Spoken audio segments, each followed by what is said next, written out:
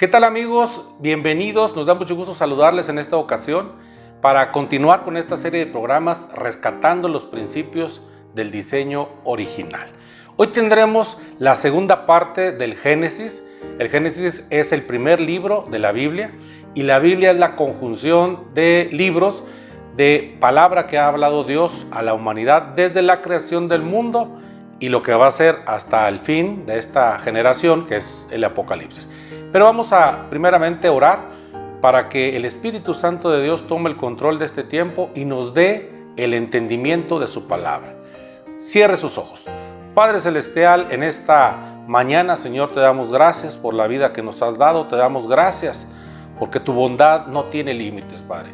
Porque hasta el día de hoy tú nos has sostenido y nos has guardado, nos has proveído. Padre, este tiempo está en tus manos. Te pedimos que tu Espíritu Santo venga y nos traiga convicción a nuestro corazón de que lo que vamos hoy a aprender es tu palabra, son tus verdades. Señor, pon un corazón dispuesto en cada uno de nosotros para que recibamos de buena forma las verdades del reino de los cielos con la ayuda de tu Espíritu Santo y clamando los beneficios del sacrificio de tu Hijo, nuestro Señor Jesucristo en la cruz del Calvario. Te lo pedimos en el nombre de Jesús. Amén. Pues así es, el programa pasado tuvimos la oportunidad de presentar la primera etapa del libro de Génesis. Hoy tendremos la segunda etapa para que usted más o menos ubique qué personajes van a aparecer en estos capítulos. Está la historia del conocido como padre de la fe, Abraham, de la historia de Abraham, cómo Dios se le aparece, se le hace real y cómo le hace una serie de promesas que hasta el día de hoy se vienen cumpliendo. Él le dijo: haré de ti una gran nación y serán en ti benditas todas las familias de la tierra. Y esa promesa se está cumpliendo al día de hoy. Veremos ahí el personaje, su primo Lot, el tema de Sodoma y Gomorra cuando fueron destruidos, la promesa que le dio Dios a Abraham de poder tener hijos de una gran descendencia, siendo un hombre que ya tenía una edad avanzada. Cuando Dios se le hace real a Abraham, la escritura habla que tenía alrededor de 75 años, cuando le dice: sal de tu tierra y de tu parentela y haré de ti una gran nación. 75 años. La mayoría de los que hoy estamos viendo este programa tenemos menos de 75. Quiere decir que las promesas de Dios todavía se pueden cumplir. Si Dios a usted le prometió algo, Él se lo va a cumplir. Veremos la aparición de su esposa Sara o Saraí en algunas de las versiones, cómo la promesa del hijo Isaac, un hijo deseado, cómo es el momento en donde Dios pide a Abraham el sacrificio de su hijo Isaac, la descendencia de Isaac y bueno, de ahí las generaciones del padre Abraham. En la siguiente etapa tendremos el primer libro del Éxodo. Lo hemos también manejado en 2 etapas para que sea de mejor comprensión y que usted conozca el origen del ser humano, la historia de cómo Dios ha actuado con la humanidad y que estas verdades nos hagan libres de toda ideología diferente a la palabra de Dios, seamos libres y que podamos confiar que las promesas de Dios, como en el caso de Abraham, siempre son una realidad. Una promesa que Dios le ha dado no es que se esté tardando, es que Dios está esperando el tiempo adecuado para hacer cumplir su palabra. Que esta enseñanza sea de bendición en el nombre de Jesús. El libro de Génesis. En el primer video vimos cómo los capítulos del 1 al 11 establecen la narrativa básica de la Biblia. Dios ha creado todas las cosas y hace a los humanos a su imagen para gobernar la tierra a su nombre. Los humanos eligen el pecado y la rebelión. Así que el mundo se sale de control hacia la violencia y la muerte, llevando a la rebelión y dispersión de la gente en Babilonia. A partir de esa dispersión en Babilonia, el autor traza la genealogía de una sola familia, que eventualmente lleva a un hombre llamado Abraham, luego conocido como Abraham. La promesa de Dios a Abraham al inicio del capítulo 12 abre todo un nuevo movimiento en la historia. Dios llama a Abraham a que deje su hogar e ir hacia la tierra de Canaán, la cual Dios dice que un día será suya. En esa tierra, Dios promete hacer de Abraham una gran nación, hacer grande su nombre y bendecirlo. Estas promesas están conectadas con las primeras partes del libro. Babilonia había intentado arrogantemente hacerse un nombre grande para sí misma, y eso no salió nada bien. Pero Dios, en su generosidad, va a investir con un gran nombre a este don nadie, Abraham. La bendición de Dios a Abraham hace eco de la bendición original que Dios le dio a la humanidad en el principio. Así que la pregunta es, ¿por qué Dios va a bendecir a Abraham y su familia? La última frase de la promesa de Dios deja esto en claro: para que todas las familias de la tierra alcancen la bendición de Dios a través de ti. Esto es clave para entender el resto de la historia bíblica. El plan de Dios es rescatar y bendecir su mundo en rebeldía a través de la familia de Abraham. Esta es la razón por la cual el resto de la historia del Antiguo Testamento va a enfocarse solo en esta familia, eventualmente llamada el pueblo de Israel. Esta es también la razón por la que más tarde Israel será llamado un reino de sacerdotes en el monte Sinaí. Dios quiere usarlos para mostrarle a todas las otras naciones cómo es Él. En última instancia, esta promesa recogida más tarde por los profetas y poetas bíblicos que dicen que su cumplimiento vendrá a través del rey mesiánico de Israel, cuyo reino traerá justicia y paz a todas las naciones. En este punto de la historia, nada de esto está claro. Solo tienes que seguir leyendo y ver cómo se desarrolla la promesa. El resto del libro se concentra en Abraham y su familia. Primero en Abraham mismo, luego en su hijo Isaac y luego en el hijo de este, Jacob, y posteriormente en los 12 hijos de Jacob. Estas historias sobre cada generación están unidas por dos temas principales. Primero, cada generación de la familia de Abraham está marcada por un repetido fracaso. Ellos siguen tomando decisiones realmente malas que arruinan sus vidas y ponen en peligro las promesas de Dios. Sin embargo, Dios permanece fiel a ellos.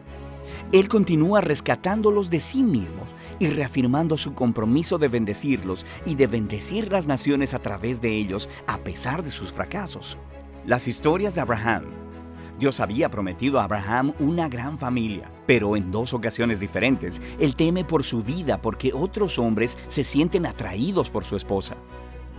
Él hasta niega que está casado con ella, lo que crea, por supuesto, muchos problemas. Y no solo eso, Abraham y su esposa Sara no pueden tener hijos. Así que Sara hace arreglos para que Abraham se acueste con una de sus sirvientas, lo cual causa todos estos problemas. Pero en cada ocasión, Dios libra a Abraham. En los capítulos 15 y 17, Dios hasta formaliza su promesa a Abraham con un compromiso oficial llamado pacto. Esta es una escena clásica. Dios invita a Abraham a mirar las estrellas del cielo y a contarlas. Él le dice que así de numerosa será su familia. A pesar de todos los obstáculos de no tener hijos, ni la manera de tenerlos en ese momento, Abraham mira al cielo y simplemente confía en la promesa de Dios. Dios responde, entrando en un pacto con Abraham, prometiéndole que se convertirá en padre de muchas naciones para que la bendición de Dios pueda alcanzar a todo el mundo. Dios pidió a Abraham que marcara a su familia con una señal del pacto, la circuncisión de todos los varones en la familia. Este es un símbolo que les recordará que la fecundidad de su familia es un regalo de Dios. Eventualmente, Abraham tiene muchos hijos y muere anciano en buena vejez. Las historias de Jacob desarrollan estos temas en forma todavía más dramática. Desde su nacimiento, Jacob vive a la altura de su nombre, que significa engañador. Estafa a su hermano y le quita su herencia y bendición. Lo hace nada más y nada menos que engañando a su anciano y ciego padre. Luego, simplemente se va. Va y toma 4 esposas, aunque realmente solo ama a una, Raquel. Él crea un montón de rivalidades en la familia. Lo único que lo humilla es ser engañado por su tío Labán, quien le engaña durante años de su vida. La situación finalmente se invierte. Es un Jacob humillado el que regresa a su tierra. En una historia muy extraña, Jacob termina luchando con Dios, demandando que Dios lo bendiga. Algunas cosas realmente nunca cambian, ¿verdad? Sin embargo, Dios honra su determinación y pasa la bendición de Abraham a él. Él le cambió el nombre de Jacob a Israel, que significa el que lucha con Dios. En esta última parte del libro, la historia de los hijos de Jacob es donde todos los temas llegan a un punto crítico. Jacob ama a su penúltimo hijo, José, más que a todos los demás y le da una túnica especial. Los 10 hijos mayores llegan a odiar a José. Lo secuestran y planean matarlo, pero en lugar de eso deciden solo venderlo como esclavo en Egipto, donde termina en prisión, hablando de fracasos familiares. Pero Dios está con José. Él orquesta la liberación de José de la prisión y Faraón termina elevando a José como segundo al mando sobre todo Egipto. José salva a la nación de Egipto durante una hambruna. También termina salvando a sus hermanos y a su familia de morir de hambre. Una vez más, podemos ver cómo la locura y el pecado de la familia de Abraham se encuentra con la fidelidad de Dios, quien transforma hasta la maldad de los hermanos de José en una ocasión para salvar vidas. De hecho, esto es lo que José dice casi al final del libro. Él le dice a sus hermanos: ustedes pensaron hacerme mal, pero Dios lo cambió en bien para salvar muchas vidas. Estas palabras están estratégicamente colocadas al final del libro porque resumen no solo la historia de José y sus hermanos, sino del libro como un todo. De Génesis 3 en adelante, los humanos actúan egoístamente y haciendo el mal, pero este Dios no va a dejar su mundo de su propia cuenta. Él permanece fiel y determinado a bendecir a las personas a pesar de sus fracasos. Puedes ver esto especialmente en cómo esa misteriosa promesa acerca del descendiente de la mujer se desarrolla a través del libro. Dios prometió que un vencedor herido vendría y aplastaría a la serpiente y derrotaría el mal desde su raíz. Luego, el autor conecta esta promesa directamente con el linaje de Abraham. Esto es una parte de cómo Dios traerá su bendición a las naciones. Desde Abraham, esta promesa se conecta con Judá, el cuarto hijo de Jacob, y es así como lo hace. En un poema extremadamente importante en el capítulo 49, un Jacob ya anciano, en su lecho de muerte, quiere bendecir a sus 12 hijos. Cuando llega a Judá, Jacob predice que Judá se convertiría en la tribu de los reyes líderes de Israel. Un día, vendrá un rey que demandará la obediencia de todas las naciones. Vendría y cumpliría la promesa de Dios de restaurar las bendiciones del Edén en todo el mundo. El libro de Génesis termina con todas estas esperanzas y promesas futuras, flotando y sin desarrollar. Te obliga a voltear la página para ver cómo terminará todo. Por ahora, ese es el libro de Génesis. El libro de Éxodo es el segundo libro de la Biblia. Continúa la trama del libro anterior, Génesis, que terminó con el nieto de Abraham, Jacob, guiando a su familia de 70 personas hacia Egipto. El 11º hijo de Jacob, José, había sido ascendido a ser el segundo al mando en Egipto. Él había salvado a toda su familia de una hambruna. Faraón, el rey de Egipto, le ofreció a su familia que vinieran a vivir allá como un refugio seguro. Tiempo después, Jacob muere en Egipto y también José y todos sus hermanos. Pasan alrededor de 400 años y la historia del Éxodo comienza. Ese nombre se refiere al evento que ocurre en la primera mitad del libro, el Éxodo de Israel desde Egipto. El libro tiene una segunda mitad que tiene lugar al pie del monte Sinaí.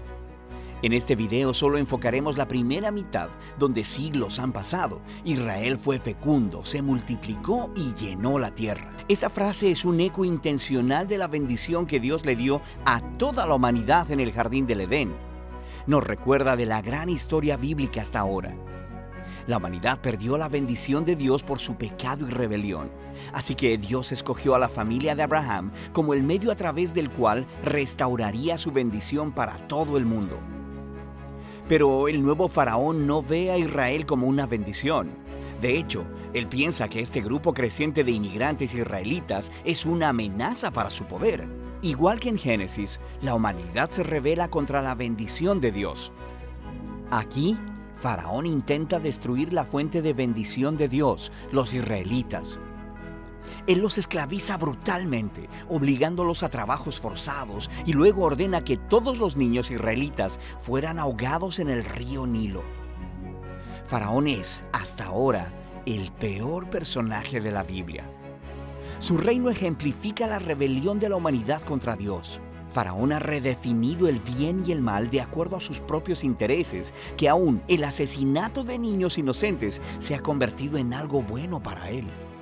Ahora Israel clama por auxilio contra esta nueva Babilonia y Dios responde. En primer lugar, Dios da vuelta a la maldad de Faraón cuando una madre israelita lanza a su hijo al río Nilo, pero en una cesta. Él flota sin peligro hasta donde está la propia familia de Faraón. Él es llamado Moisés y crece hasta convertirse en el hombre que Dios usará para vencer la maldad de Faraón. En la famosa historia de la zarza ardiente, Dios se le aparece a Moisés y le manda ir delante de Faraón y ordenarle que libere a los israelitas. Dios dice que Él sabe que Faraón se resistirá, así que traerá su juicio sobre Egipto en forma de plagas. Luego, Dios también dice que Él endurecerá el corazón de Faraón. Entonces, se nos presenta la siguiente parte importante de la historia: la confrontación entre Dios y Faraón. ¿Qué significa eso que Dios dice que Él endurecerá el corazón de Faraón? Es muy importante que leamos esta sección de la narración muy cuidadosamente y en secuencia. En el primer encuentro entre Moisés y Faraón, simplemente se nos dice que el corazón de Faraón se endureció. No hay implicación de que Dios hizo algo. En respuesta, Dios envía las primeras 5 plagas, cada una confrontando a Faraón y a uno de sus dioses egipcios. Cada vez, Moisés le ofrece una oportunidad para que Faraón se humille y deje ir a los israelitas. Pero después de cada plaga, se nos dice o que Faraón endureció su corazón o que su corazón se endureció. Lo está haciendo de su propia voluntad. Finalmente, es con el segundo grupo de 5 plagas que empezamos a escuchar cómo Dios endureció el corazón de Faraón. El punto de la historia parece ser este: aunque Dios sabía que Faraón resistiría su voluntad, de todos modos Dios le ofreció todas estas oportunidades de hacer lo correcto. Eventualmente, la maldad de Faraón llega a un punto sin retorno. Quiero decir, hasta sus propios consejeros creen que él ha perdido la razón. Es en este punto que Dios toma las riendas y dobla la maldad de Faraón hacia sus propios propósitos redentivos. Dios atrae a Faraón hacia su propia destrucción, mientras salva a su pueblo. ¿Qué es lo que sucede después? Con la plaga final es la noche de Pascua. Dios le cambió las cartas a Faraón. Así como él mató a los hijos de los israelitas, Dios matará a los primogénitos de Egipto con una plaga final. A diferencia de Faraón, Dios proveyó un medio de escape a través de la sangre del cordero. Aquí la historia se detiene y nos presenta en detalle el ritual anual israelita de la Pascua.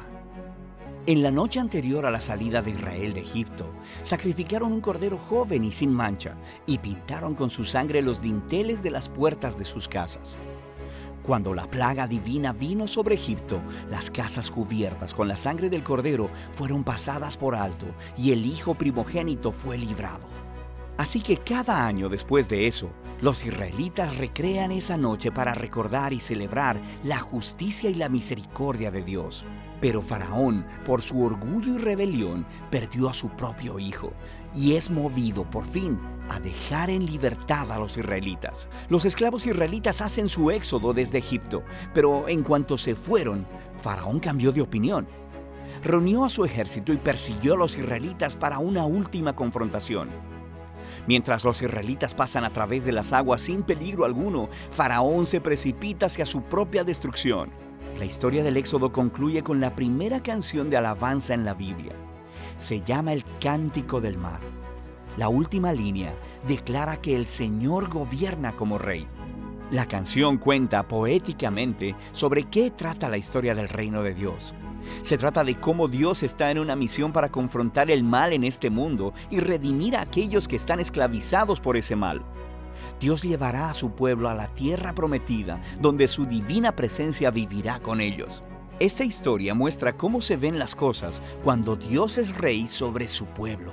Después que los israelitas cantan su canción, la historia da un gran giro. Los israelitas están viajando a través del desierto hacia el monte Sinaí. Tienen hambre, están sedientos y empiezan a criticar a Moisés y a Dios hasta por haberlos rescatado. Ellos dicen que extrañan los buenos tiempos en Egipto. Es una locura. Dios, en su misericordia, provee a Israel alimento y agua en el desierto. Pero estas historias oscurecen el panorama. Nos comenzamos a preguntar, ¿podría ser que el corazón de Israel sea tan duro como el de Faraón? Ya lo veremos. Por ahora, esa es la primera mitad del libro de Éxodo.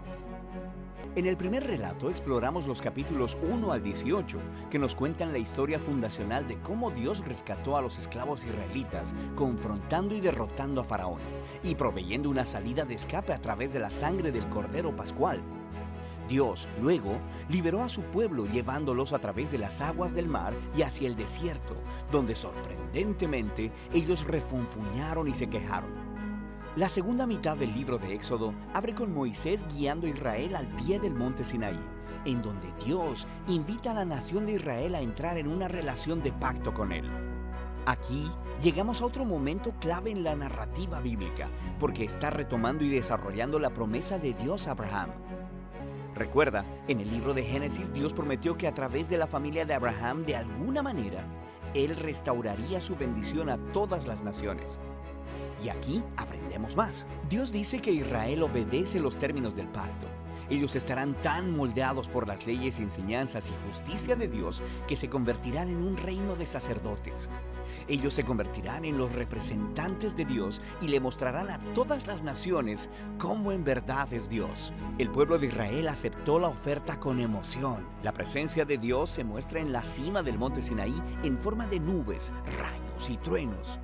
Moisés sube como su representante y Dios empieza con los términos básicos del pacto, los famosos 10 mandamientos. Estos son como los términos básicos del acuerdo sobre cómo los israelitas y Dios se relacionarán entre ellos. Después de esto, viene otra serie de mandatos que explican los primeros 10 con más detalles. Hay leyes sobre la adoración de Israel, sobre la justicia social, sobre cómo deben vivir juntos. Todo ello para hacer de Israel una nación de justicia y de generosidad diferente de las otras naciones. Moisés escribe todas estas leyes y las trae al pueblo, quien, de nuevo, aceptó gozosamente entrar en este pacto con Dios. Una vez que lo hacen, Dios lleva la relación al siguiente paso. Él le dice a Moisés que quiere que su santa, divina y buena presencia venga y more en medio de Israel, lo cual desarrolla otro aspecto de las promesas del pacto de Dios. Recuerda, después de la rebelión de la humanidad en el Edén, perdieron el acceso a la presencia de Dios. Pero ahora, a través de la familia de Abraham, la presencia de Dios se hace de nuevo accesible a través de esta relación de pacto, primero con Israel y después de alguna manera con todas las naciones. Lo que sigue son 7 capítulos de planos arquitectónicos detallados de esta carpa sagrada llamada el tabernáculo. Hay un patio exterior con un altar. En el centro hay una carpa con una habitación externa y una habitación interna.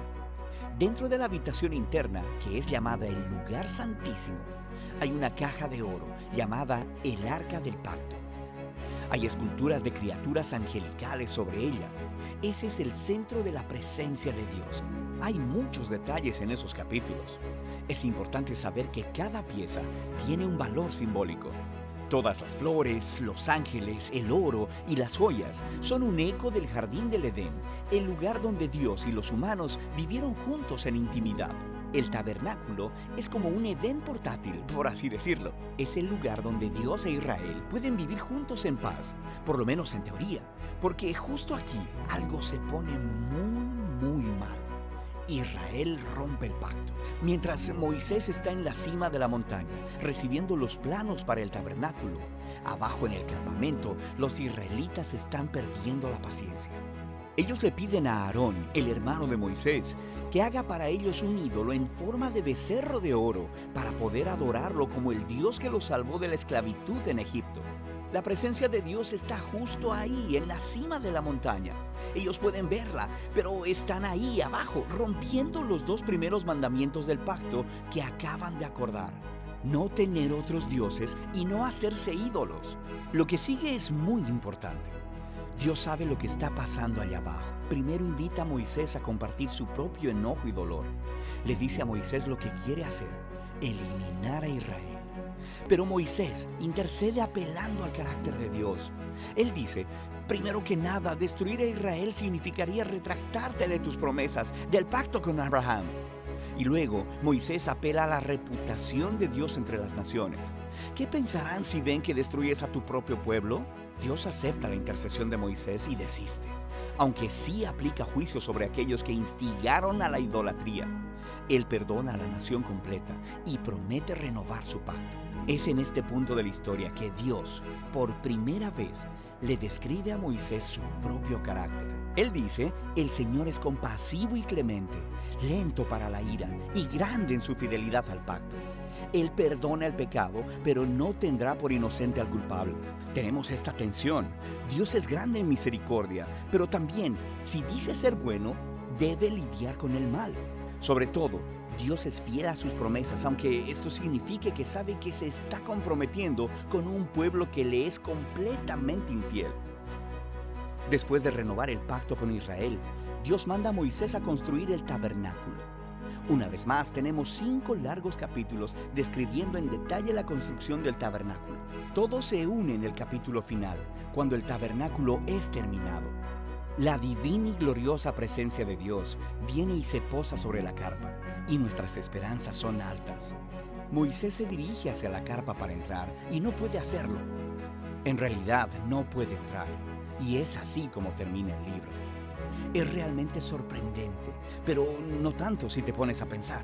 Ahora puedes ver hasta qué punto el pecado de Israel ha dañado su relación con Dios en más formas de las que imaginamos. El libro empezó, recuerda, con la amenaza malvada de Faraón e Israel amenazando la promesa del pacto de Dios. Pero ahora, al final del libro, Israel se ha convertido en su propio peor enemigo. Es su pecado quien está amenazando el futuro del pacto.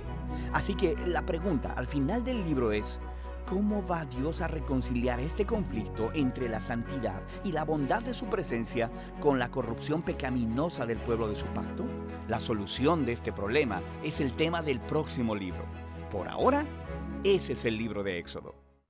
Pues de esta manera hemos logrado conocer la segunda etapa de Génesis y los primeros 2 porciones de la Biblia que hablan del libro del Éxodo. El Éxodo es el segundo libro de la Biblia. Esperamos que haya sido de bendición. Y yo quiero invitarle a que si usted en este momento todavía no ha tomado la mejor decisión de su vida, que es entregarle su vida al único Señor y Salvador, que es el Señor Jesucristo, lo haga en esta ocasión. Yo le invito a que usted incline su rostro, si le es posible ponerse de rodillas, hágalo. Eso es agradable ante los ojos de Dios, no como un acto religioso, sino como una rendición sincera de nuestro corazón para Él. Y hagamos esta confesión de fe.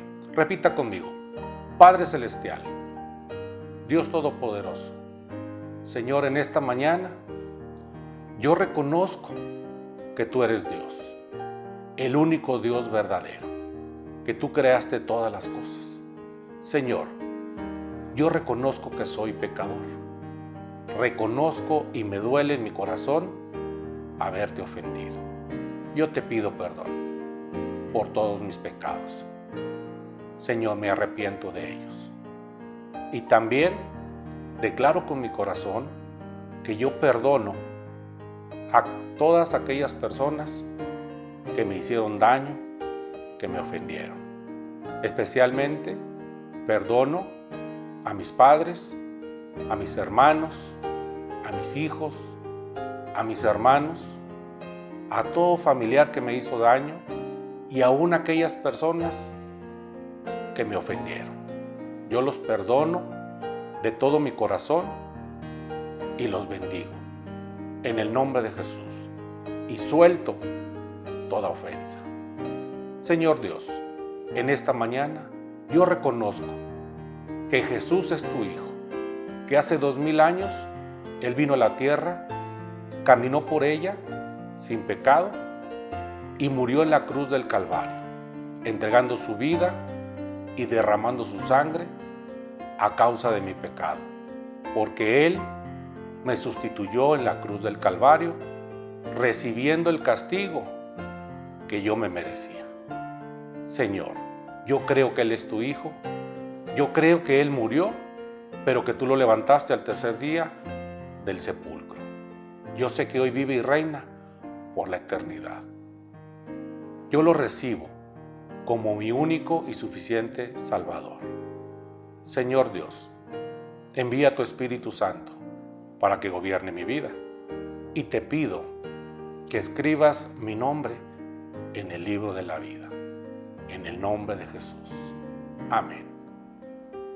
Bueno, si usted ha hecho esta oración, yo le invito a que busque un lugar cercano a su casa donde le enseñen las Escrituras. Vamos a continuar con esta serie de programas enseñando los principios que Dios estableció en su palabra, en la Biblia, libro por libro, rescatando los principios del diseño original. Que Dios le bendiga.